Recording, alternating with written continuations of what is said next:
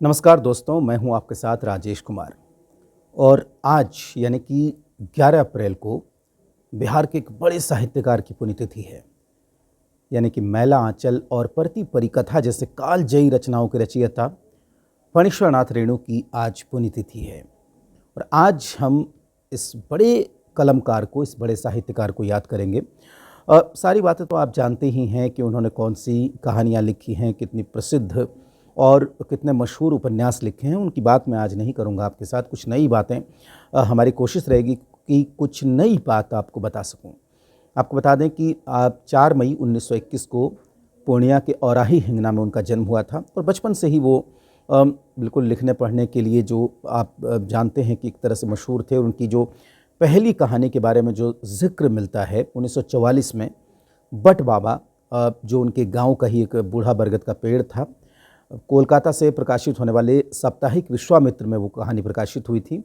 और उसके बारे में फणीश्वरनाथ रेणु कहते हैं कि जब उन्होंने अपनी लिखी हुई कहानी को पढ़ा तो खुद ही हैरान रह गए।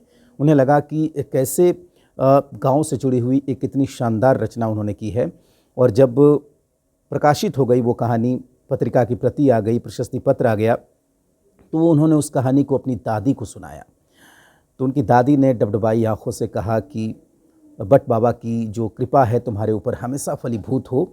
और उन्होंने कहा था कि ये कहानी लिखकर तुमने अपने पितरों को पानी दे दिया है। एक और प्रसंग का यहाँ पर जिक्र करना चाहेंगे। जो नेपाल के पूर्व प्रधानमंत्री विश्वेश्वर प्रसाद कोइराला ने इसको लिखा है। उनकी जो किताब आई है नेपाल क्रांति कथा, नेपाली क्रांति कथा के नाम से, उसकी भूमिका में उन्होंने इन सब बातों को लिखा है। विश्वेश्वर प्रसाद कोइराला ने लिखा कि बात है 1937 की। उनकी नई नई शादी हुई थी और वो सेकंड क्लास के डब्बे में, यानी कि इंडियन रेलवे के सेकंड क्लास के डब्बे में, उस वक्त की बात है। सेकंड क्लास का मतलब हुआ कि उस डिब्बे में वो थे, उनकी पत्नी थी और कोई नहीं था। गाड़ी जो है वो कटिहार से जोगबनी की तरफ जा रही थी और सेकंड क्लास का उनका डब्बा था। भारी बारिश हो रही थी चारों तरफ से। जैसे ही एक छोटे से स्टेशन से गाड़ी खुली तो उन दोनों ने देखा, विश्वेश्वर प्रसाद कोइराला ने और उनकी पत्नी ने, कि जो पायदान है दरवाजे का, उनकी बोगी के दरवाजे का जो पायदान है, वहाँ पर एक युवक, एक नौजवान लटक रहा है और मूसलाधार बारिश हो रही है। तो शुरू में तो ये हिचकिचाए। दरवाज़ा खोलने से इनको लगा कि कोई होगा, कोई लुटेरा भी हो सकता है, कोई चोर बदमाश भी हो सकता है, उचक्का भी हो सकता है। लेकिन जब मूसलाधार बारिश और उस युवक को देखा तो इन्होंने दरवाज़ा खोल दिया। दरवाज़ा खोला तो युवक अंदर आया। युवक जब अंदर आया तो उसने देखा कि केवल 2 ही लोग थे, दंपत्ति ही थे अंदर। तो वो सकुचाने लगा, उन्हें लज्जा हुई कि यहाँ पर हम कैसे बैठें। बाद में इन लोगों ने रिक्वेस्ट किया तो वो युवक बैठा, और वो युवक कोई और नहीं, फणीश्वरनाथ रेणु थे। बस उसके बाद जो सफ़र अगले 1-2 घंटे का हुआ तो उसमें वो युवक इस परिवार से इतना घुल मिल गया कि इनके साथ नेपाल चला गया। और वो नेपाल के प्रतिष्ठित कोइराला परिवार से थे, विश्वेश्वर प्रसाद कोइराला। तो इसके बाद वहाँ पर जो जमे, वहाँ पर कुछ उनकी पढ़ाई लिखाई भी हुई। और जो नेपाल की क्रांति हुई थी राणाशाही के खिलाफ, उसमें भी रेणु ने बढ़ चढ़कर भाग लिया था। तो ये तमाम बातें हैं जिसका जिक्र उन्होंने अपनी किताब में किया है। इसके बाद समाजवादी आंदोलन से जुड़े रहे, चुनाव भी लड़ा, कभी अपनी कलम बेझिझक चलाई। याद होगा मैला आंचल में ही वो लिखते थे कि भारत माता जार जार होकर रो रही है। इस तरह की बातें वो लिखते रहे। उनके अंदर एक सपना था, एक समाजवादी समाज का भी सपना था उनके भीतर में।